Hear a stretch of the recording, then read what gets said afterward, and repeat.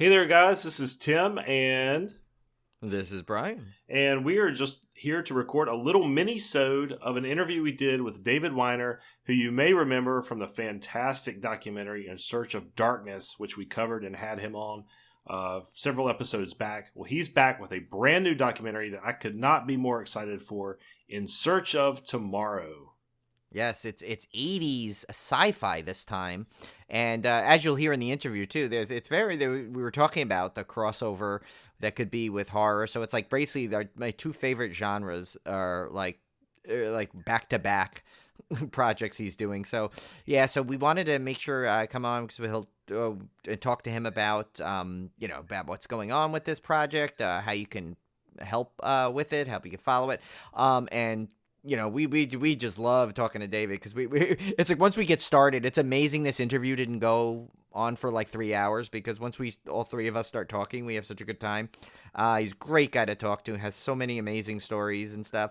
So yeah, so we wanted to do just a little mini-sode for you to make up kind of lost since we lost an episode, we wanted to release two this week, and so we thought this would be a great mini-sode to stand on its own because really we didn't want it to basically wanted it to be its own thing because it's such a fun interview. All right, so here we go with our interview with David Weiner. Okay, so if you remember last October, we spoke to David Weiner about his epic definitive 80s horror documentary In Search of Darkness. Well, we were huge fans and we're thrilled that he's back to talk to us about his latest exciting project, this time focusing on 80s sci-fi films and entitled In Search of Tomorrow. So welcome back to Civil Gore, David Weiner. Thanks for having me, and so happy to be back, guys. Oh, thank you. We had so much fun talking to you the last time, and both obviously huge fans of the horror doc. But I guess before we start, we just want to make sure, how is you and your family doing with all this crazy time going on? We hope you're staying safe and indoors, Yeah, I yeah. guess. Thank you so much for asking that. That's an important question, and I consider myself one of the lucky ones currently, and I know it's really difficult out there. So I think what we're going to talk about, I'm hoping that we can offer some happy distraction and nostalgia for what's going on right now. And anytime I think things are bad, I think, well, we're not at the road yet, because that's got to be the most depressing thing ever. So Yeah. Yes. hopefully we're not in that territory yet. So, David, before we get to the new documentary, I wanted to quickly revisit In Search of Darkness, which we covered on a previous show and that we both absolutely loved. So, what can you tell us about the response that that documentary got and, what you heard from fans? Did you get the reaction you hoped for? I got an overwhelming reaction that was phenomenal and amazing and so much more warm and incredible. I struggle to find lots of great words because it was a really wonderful response. Yeah, I mean there were a lot of people who wasn't their cup of tea. That's the norm. But for a 4.5 hour documentary. I was unprepared for the avalanche of positivity and happiness that it brought so many people, and it really just sort of it captured a lot of horror fans and horror fan newbies. It just got them in the feels, and so many people are spreading the word that it really is something that made them. Brought a lot of joy to them, and they discovered something new. They revisited things that made them happy. Yeah. Such Listen, when you make a documentary that's 4.5 hours long, you're just hoping people make it to the end, right? So really good response. Thanks. Oh yeah, no, it was great. I mean, it really is like it was like a time machine of going back to like our formative horror years, which was so great. And I guess that's a perfect segue in there saying time machine, right? Because so we can get into your new doc right now, so we can do that. So basically, as much as the '80s were filled with such iconic horror films, there was a ton of iconic sci-fi as well. So I guess what I was going to ask is, what was it pretty easy in the planning phases to come up with a list of movies you wanted to feature? Because there seems to be a lot of crossover with horror and sci-fi. So kind of did that play a part also? It did play a part. It's an interesting thing. One film that a lot of people said, we covered a lot of ground in Search of Darkness because went year by year throughout the decade, and we picked a handful of anywhere between 5 and 10 films per year to focus on in between sort of larger context chapters. And the one film out of many that many people would bring up saying, "Where's this movie?" It was Aliens. Mm. And to me, I always thought Aliens was sci-fi first, then action, and then horror. But it crosses multiple genres, and it very much fits in the horror genre if you wanted to. It's a monster movie, right? Oh yeah, And yeah. and as is Alien. But in terms of coming out in '86, it's smack dab in the middle there. So there's a tremendous amount of crossover. You could do the same with The Fly and Reanimator and The Blob and The Thing. A lot of these have to do with sci-fi, whether it's modern technology or whether it's a creature from another world. Either way, however way you slice it, it straddles genres. And so when it came to planning what was going to be in the sci-fi documentary, I would say the biggest problem was not whether there was sci-fi horror or not in there, because there's plenty of that, starting with Galaxy of Terror and even Strange Invaders, arguably. But to me, I had to determine where does the post-apocalyptic genre fit in? Where does Mad Max fit in? Where does Superman, who's an alien from another planet, is that a superhero movie? Does that fit in? Godzilla, an atomic bomb begets, technology begets the wrath of man's folly. And so that's really what is the definition of sci-fi and how does it fit? And Swamp Thing, even, there's so many things. So you could easily say it's Spielbergian, but you could even also say Cold War films, like everything from Blue Thunder to War Games to Firefox to the gadgets of James Bond's, I was going to say Lotus Esprit, but that was in the 80s, to his Aston Martin. It all, Volante. It all kind of fits in the sci-fi genre. So it's a really question of where do these things fit? How do they fit? There's the argument, is Star Wars sci-fi or is it fantasy? These are the things that I can't wait to tackle. And we plan to get a variety of people from these films and these franchises to discuss it. Yeah, that was going to say, and there's one other one that I always kind of keep as like to me, it's like a perfect crossover for the two, too. Obviously, Alien was a key one, but also Life Force was always one of my favorites. So and I noticed like some people love that movie, some people hate that movie. Oh, where do you stand on it? How could you not love it? How could you not love it? I have two words: Matilda May. Yes, that's all you need to know. Are you kidding me? Life Force is a bit, I won't go too long, but I just want to say Life Force it's not a perfect film, but it's got all the elements of greatness. And, I agree. It's a great concept.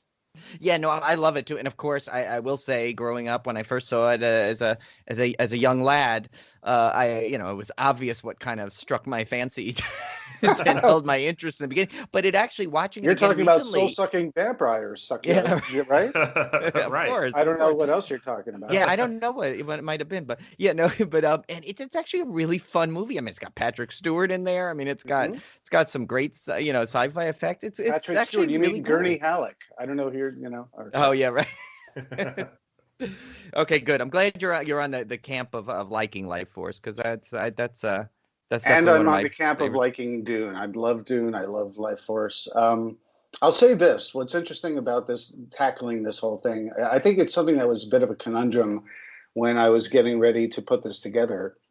Was there's some epic, amazing, great, towering films that are sci-fi films in the 80s, but there's a lot of derivative films that were influenced by these greats and tried to jump on the gravy train and do something like it, and they're straight to video, they're junky, they're not very good, they're completely rip-offs or derivative and not much original about them. And I just thought, well, how do films like that fit in there?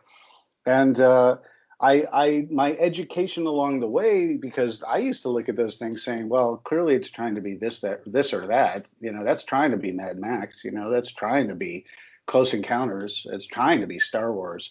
I grew to love these later because they have a place. And they have a place for people where people love them because it meant something to them, whether it played on HBO, late at night, and you saw Saturn 3 500 times, hoping for a moment of happiness with Farrah Fawcett without her clothes on, or Hector, the robot. But there's a lot of this stuff it's like a warm comfort blanket. It's stuff that is important to us for different reasons at different times. And so one person's junk is another person's treasure, and that very much fits in this decade. So I mean, solar babies. What can I say? Yeah. I thought, really, does anyone like solar babies? But there's people who are like, oh my God, I love that. And it's all about the age that you were when you saw that, and what was happening to you in your life, and how it fits in. And sure, it might not be the greatest movie, but it's fun, it's silly, it's creative at parts. That's what we're going to dissect. Like Heart Beeps, right? That was Heart another one Beeps. Heart Beeps gets quality time, and we do not judge. I saw that in the theater. Heart Beeps. So Wow. I saw that in the theater, and I loved it. Starlog magazine and Famous Monsters even told you to do it, right? Yeah. So Definitely. that's why we all wanted to see Saturn 3, because it was on the cover of every single magazine, And it was a Back rated then, R that film. was the way. It was still not something we were allowed to see, but we made our way to see it somehow. So, David, as far as like the technical process of creating this documentary, did you find it easier because you had already had a template with In Search of Darkness? Did you find this was its own separate beast? Yes and no. It's actually was much easier because it's sort of like the difficult sophomore album. You're like, well, do I repeat myself? Do I do something entirely new? Do I try and find an even ground, and will it work?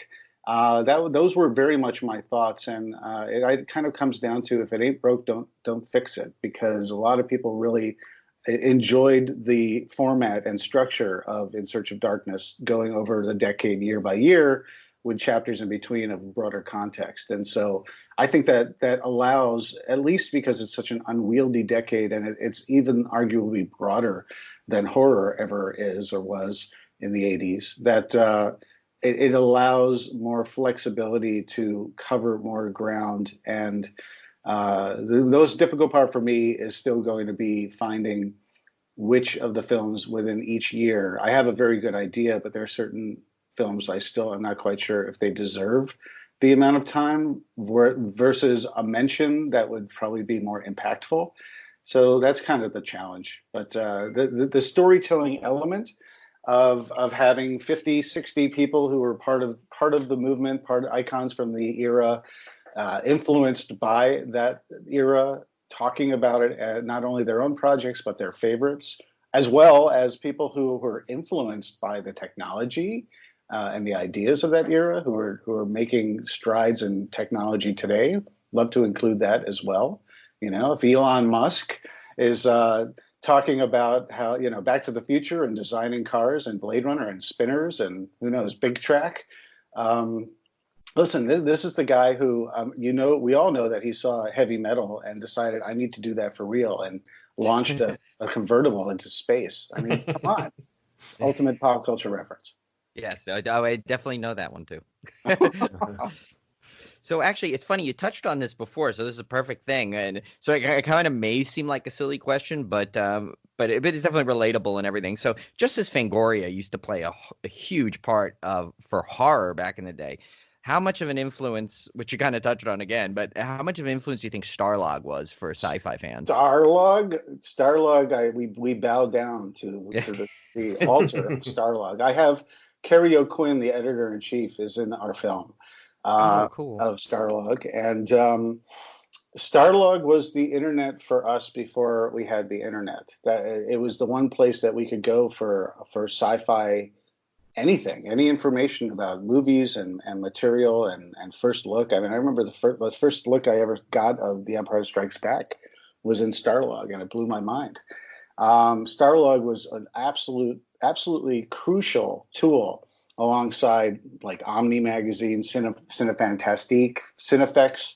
Once we all got into the nitty gritty of visual effects and how these things were made, these were all crucial documents for us to round out our film nerd brains, because if you guys are like me, after you saw Star Wars, you became interested in filmmaking other than being entertained. You wanted to know, how did they do it, you know? Oh So yeah. so that Starlog is huge.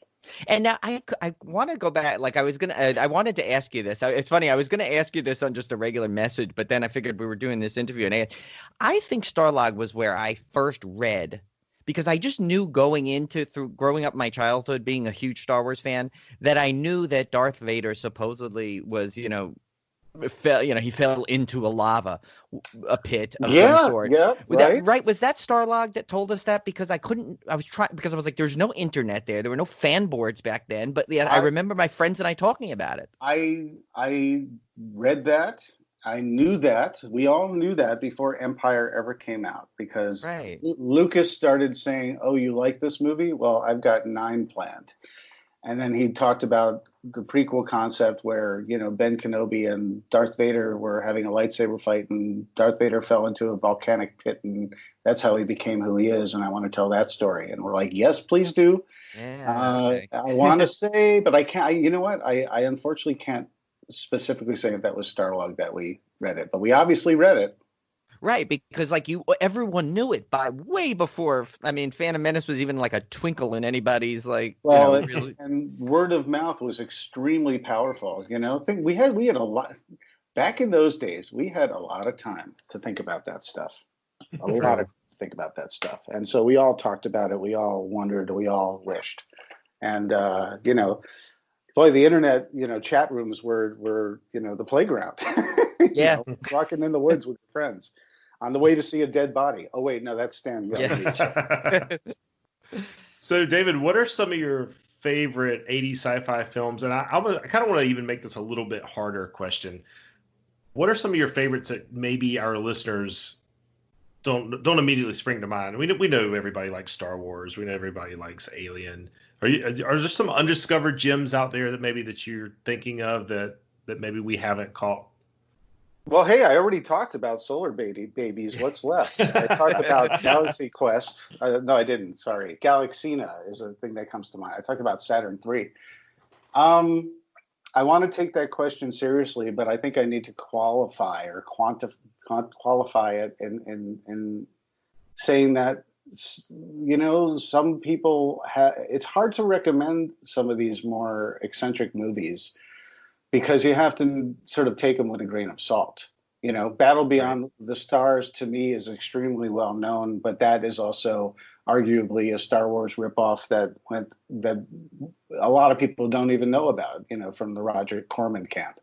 But that's a great one. That's interesting. And it's also a remake of The Seven Samurai in space.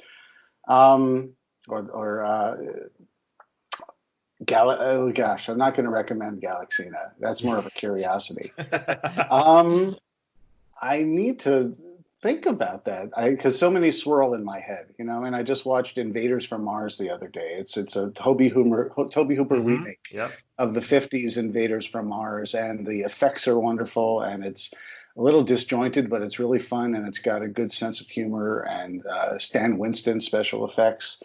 I can give you a list. Tell me how many you want, and Yeah. explain them. There's lots out there, but I think I recommend that if you like a certain certain type of movie within the genre, then you could say, if you like this, check these out. Curation is sort of a tough business, because, like I said, one person's treasure is another person's junk, and vice versa. So there's lots of cool stuff out there, but there you've got the classics, But I mean, The Running Man is super fun too. But Oh yeah. RoboCop and Star Trek 2, The Wrath of Khan, anything in that franchise, and the Aliens and Abyss. But for every Abyss, you've got Leviathan, and you've got Deep Star 6, and you have these sort of derivative. Let's beat Cameron to the punch with his own, a similar movie. And there are virtues to it, but you could look at it and say, well, this is nothing like the other one, which was great. So you have to find why it's great. Why is Leviathan great? You've got Peter Weller, you've got Ernie Hudson, you've got Amanda Pays, you got Richard Crenna. You've got a really fun cast. But this movie, Lisa Eilbacher, it's like The Thing meets The Abyss. And if you appreciate that and get the most out of it, then I think the Leviathan is really fun. Again, with Stan Winston effects as well. But you could also look at that and say, why the hell did David Weiner say I should see this movie?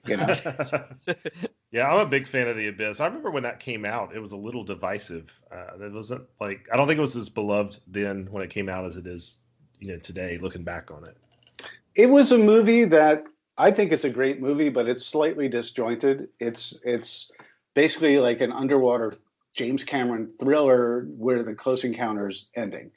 And it doesn't entirely gel.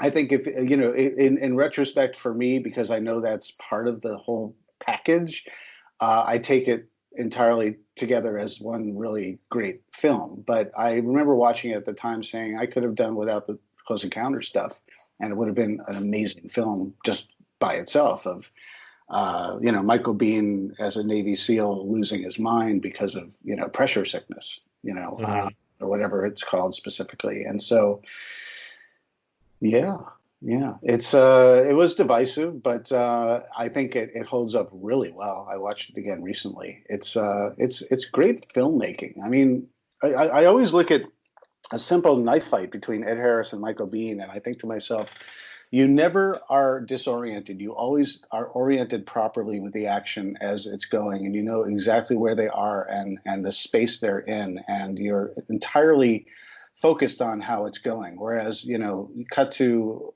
a later Jason Bourne film, and those are really cool.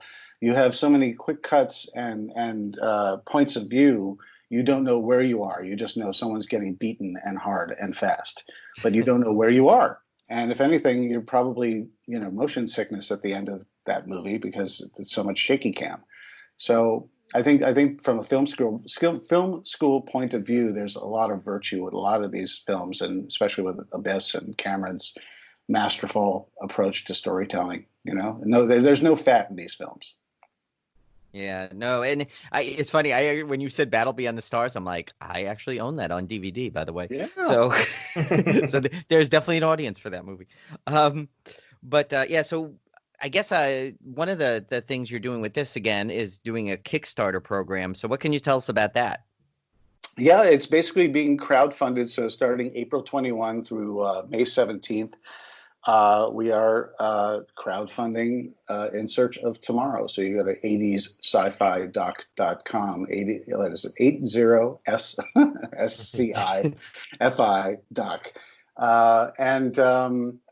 The idea is you get the movie and you get certain packages depending on the level that you back it, but you get your name in the credits and you get to be part of this experience. And one thing that we're doing, which is very cool, and it just sort of serendipitously coincides with a very tough time where we're all stuck inside. But we're building a sort of an online community in tandem with this Kickstarter, because we're doing watch parties and Q&As, and on Discord you can have lots of back and forth with like-minded fans who are very supportive and encouraging of your geek expertise. And it's very cool. And so the idea is we're kickstarting a documentary, another 4.5 to 5 hour documentary with anywhere between 50 and 60 people. And I'll name some of those people in a moment. But the idea is you also get exclusive access to the production process and how we're putting it together. And you get to see the rough cut early on and put in your 2 cents. And there's all sorts of opportunities to see the filmmaking process of a documentary that we're making by fans for fans. And if that's something of interest to you, and an online community of escapism in this current climate where the world is burning, I think it's a pretty cool opportunity to find out more. Oh yeah, that sounds good. And I was kind of always felt bad that we discovered the horror doc after that the original thing had ended. But we were lucky enough to get a hold of it when you did the sale, which is good. But I definitely want to get part of this one. Yeah, but it always started out as, relatively speaking, a small project. hope with big dreams and aspirations, but you never know how people are going to respond to your Kickstarter. And people responded really, really well, and the horror community really, just everyone embraced it, really, really enthusiastically, with very little judgment. And so I'm hoping that the sci-fi community, which is a bit of a different animal, arguably, if you're a fan of genre film, if you're a fan of sci-fi and the many, tangential subgenres of sci-fi, I think this will come together really well, just like it did in Search of Darkness, to appeal to many and tell brand new stories and get some really cool people to talk about it. I mean, I've already had a couple interviews, and then obviously we're currently not doing interviews right now, but sat down with Paul Verhoeven to talk RoboCop, and Sean Young to talk Dune and Blade Runner, Clancy Brown. It's Henry Thomas and Dee Wallace of E.T. are going to be in it. Nancy Allen talking RoboCop as well. Catherine Mary Stewart. I'm bringing up my IMDb page because we have so many already. I need to. Well, Dee Wallace is the best. Tim and I were lucky enough to get to meet her at separate and she is just the sweetest person. Oh, she's amazing, and she's so enthusiastic. And Sam J. Jones, Flash Gordon himself is in it. Oh, I love that movie. I was going to say Catherine Mary Stewart and Lance Guest of The Last Starfighter. Walter Koenig, Chekhov himself, is going to be in it, along with Nicholas Meyer, the director of Star Trek II and writer of 4, and he directed 6 as well. Alex Winter, Joe Dante, John Carpenter are all coming back. Joseph Bottoms of The Black Hole, which is 2 weeks before 1980 started, and I think we'd be remiss if we didn't talk about the impact of Disney's The Black Hole. Oh my God, yeah. John Badham is in this. He directed War Games and Blue Thunder, Short Circuit, not to mention Dracula 1979, which is one of my all-time favorites. And Nicholas Meyer also did Time After Time. You got to mention that as well. Douglas, we've got amazing effects folks. Douglas Trumbull, Oscar winner. He directed Brainstorm, but he did the effects for Blade Runner, Star Trek: The Motion Picture, Close Encounters, 2001. I think people have heard of those movies. Yeah, just in passing. Dennis Muren, Phil Tippett, those Steve Johnson, those effects guys are in it. Bob Gale, who wrote the Back to the Future movies. Charles Band, who did a lot of the great Empire Pictures films and on horror and sci-fi, and then later Full Moon. I mean, it just goes on and on. Adam Nimoy is in it, son of Leonard Nimoy. Wil Wheaton is in this, talking as he's just the ultimate sci-fi geek, in addition to being in Next Generation. And boy, I could just keep on going because we're still adding folks as we speak, and we plan to get more, and plan to get even bigger names from and lots of. We want to make sure all those major franchises are spoken for.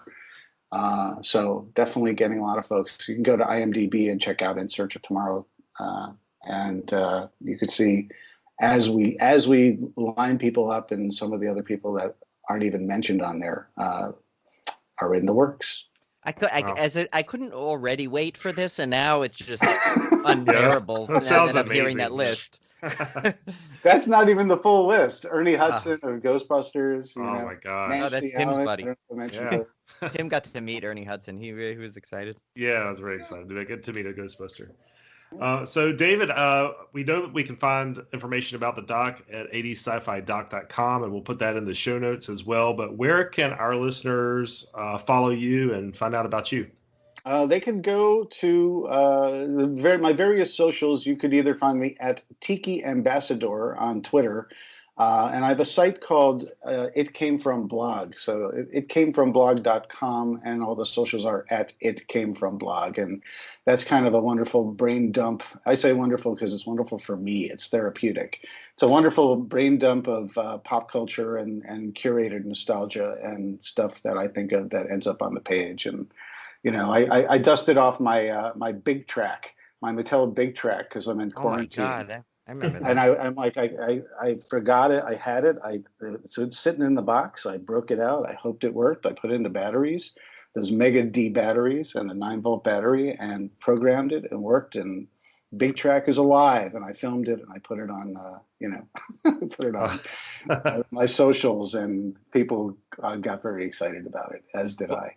Well, yeah, and I will say for those who don't follow David yet, you have to because he's got so many fun discussions he puts out there, and it's funny just through that one time I realized that we realized that we kind of grew up in the same area. I mean, Right. and it was like we went on this whole like I'd say like a 2-hour thing back and forth. Well, do you recall specifically what sparked that? I Was it think it was putting you. a movie theater or something, Yes, or what was it? yeah, you had a little like a link to an article or something about an old theater that closed Yeah. on Central Avenue, I think. And that's what it was. And I said, "Oh, that looks familiar. I kind of remember that." And then we just went from there and we're just like, "Oh, do you remember this? Do you remember that?" And Mhm. it was crazy. It was like I mean, we totally were reliving childhood memories. Having a point of reference is really good when someone else understands that your reality is not just an imagination, something in your head. Yeah. It's always helpful. Well, thank you so much again for coming on, David. This was a blast. I mean, we like I know the three of us could probably spend another like 4 hours just talking and rehashing, but since we all have so many places we can leave, oh no, wait, no, we don't right now. Exactly. But anyway, yeah, we'd love to have you back on too. Is that when the doc gets a little closer, or if you have any major updates you want to That'd do, be just great. give us a shout out. We'll love to talk to you again. And we cannot wait for this doc. Yeah, thanks. Well, I appreciate your enthusiasm and your excitement, and I appreciate the recognition that there's horror crossover, and both can exist in a fan's brain. And I think when it comes down to it, this movie that I did and the movie that I plan to do, these two different documentaries, they occupy two halves of my brain. And I think for many people, you might have a favorite genre, but we all love these types of movies for different reasons. And so that's the ultimate goal of this thing is, and like the podcast you do is kind of like get in touch and tap back into the things that really made you happy, whatever it is. Awesome. Well, thanks again, David. Thank you guys so much. It's a pleasure chatting with you.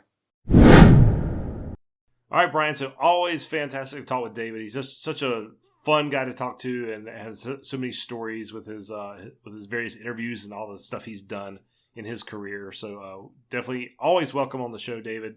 And we look forward to this documentary. I cannot wait. I'm going to jump in on the Kickstarter, get in on the ground floor this time. Yes, we missed out to the last one. We got it. I mean, we got it, but we didn't get it through the Kickstarter stuff. So we want to make sure we're involved the whole time and also help out our good buddy. Yeah. All right, guys. So go out, check that Kickstarter out, support David's project, and we'll see you back here next week. See ya.